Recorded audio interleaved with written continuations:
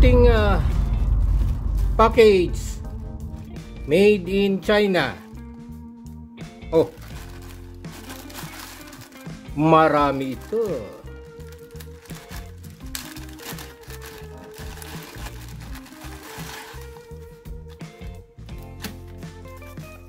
Para siyang baraha. Uy, may nalaglag. Sayang. Ano ba ito? Ito ay carbon film resistor. Ayan o, kulay brown. Oh, ayaw mag-focus. Kaya lang hindi na siya naka-arrange.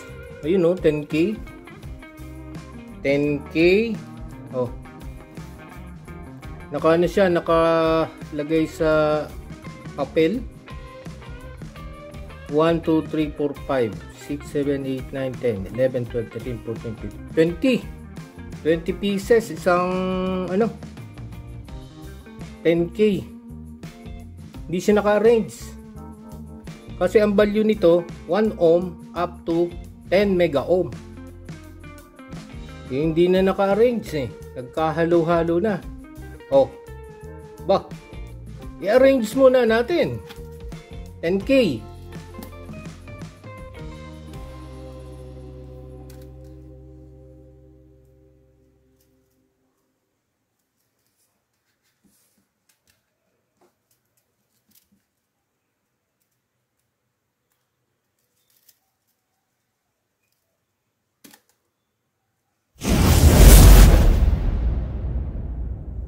Ito na ang ating resistor. Naka-sort na siya. Hindi na siya sorted. Naka-sorted na. O, naka-arrange na siya. From 1 ohm. 1 R.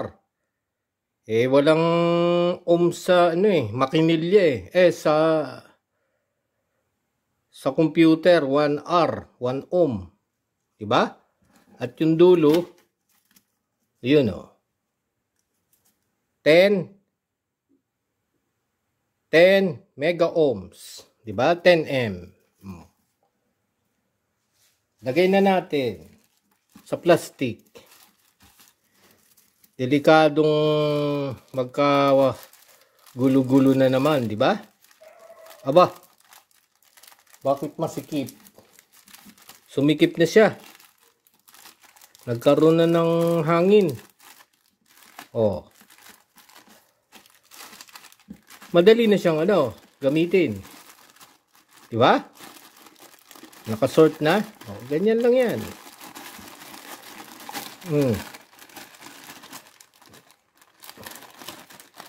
Ziplock. Ayos na.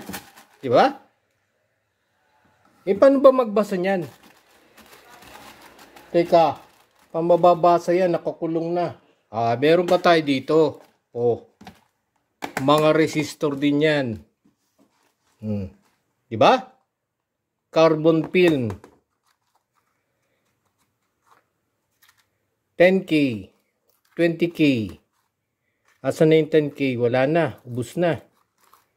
20K. Oh. Carbon film din. Kulay brown. Diba? Oh, 20K. Meron niyang may color coding. Katulad nito, 20K. Red, black, orange. Red, first digit. Ang red ay 2. Yung black, 0. Di 20, 20. Yung orange, 1,000. Diba? Multiplier, bali 20K. O, yun yung reading niya. At meron ding isang klase ng resistor. Yung ganito, oh. Diba? 5 digits. O, brown, black, gold. Tapos saka may tolerance. May tolerance yan.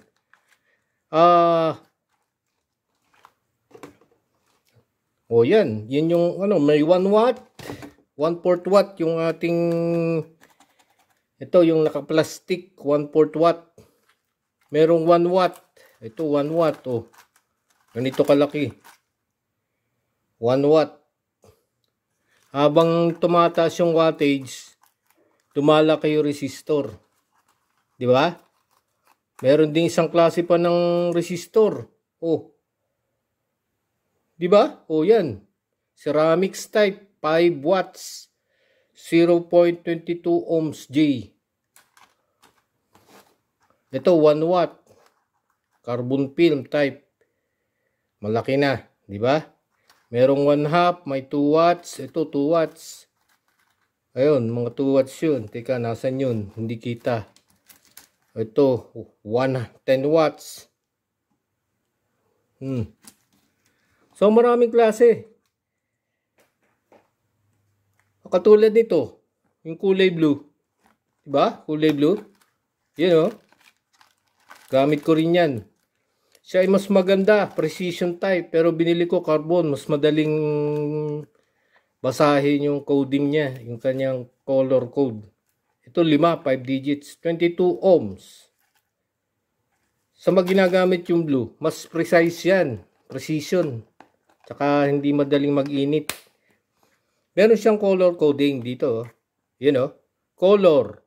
Black 0. Brown 1. Red 2. Orange 3. Yellow 4. Green 5. Blue 6. Violet 7. Gray 8. White 9. Gold. Tolerance. Kasi yung resistor, hindi yan exact value. May tolerance. 5%. 5%. Silver, 10%. 5 band code. O, 5 digits daw siya. Kasi siya ay metal film type. You know, pag black, multiplier 1 ohm. Pag brown, 10 ohms. Pag red, 100 ohms. Kaya kung 20K, oh, 20K, nasa na yun? Parehas din halos, 5 lang digits ito. 20K, red, o 2. First band, 2. And then, black, 0. O 2-0.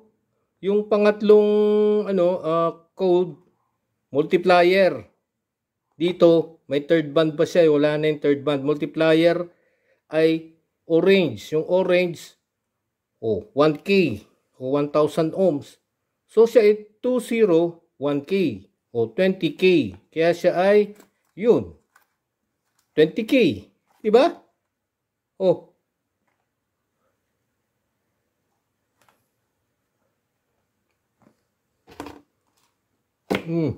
So yun ang mga resistor. Pwede ba tayo magsukat? Sukatin natin para yung actual. Sukatin natin si 20K. 20K. 20K. 20 kilo ohms. Wala na yung ating breadboard. Ibali, dito. So, lalagyan natin sa ohms. Di ba? Dalawang klase yung meron pa sinaunang tester. Katulad nito. Kailangan dito sa luma, alam mo yung color coding para pwede mong iset yung value ng ohms. Diba? Kung 20K siya, 20K. Kung hindi mo alam, paano na? Di ikot ka ng ikot. 20K, dapat dito. Diba? 20K ohms. 2K. Sa medyo bago ng tester, yung mga bago na, marami ng klaseng tester na bago. Katulad nito, automatic na,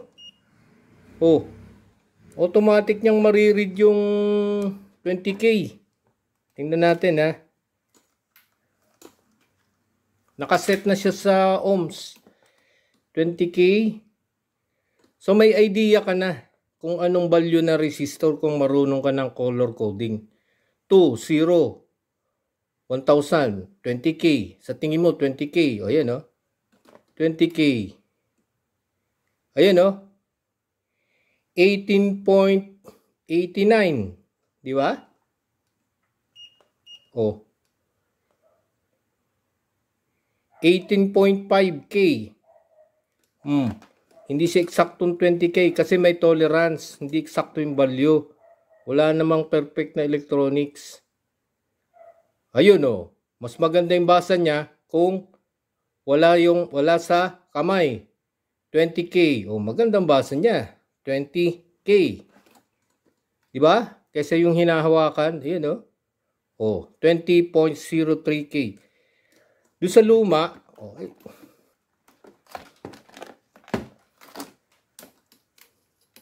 itong luma, 20K. Set mo sa 20K, di ba? May idea ka na 20K ito kasi sa kanyang color coding.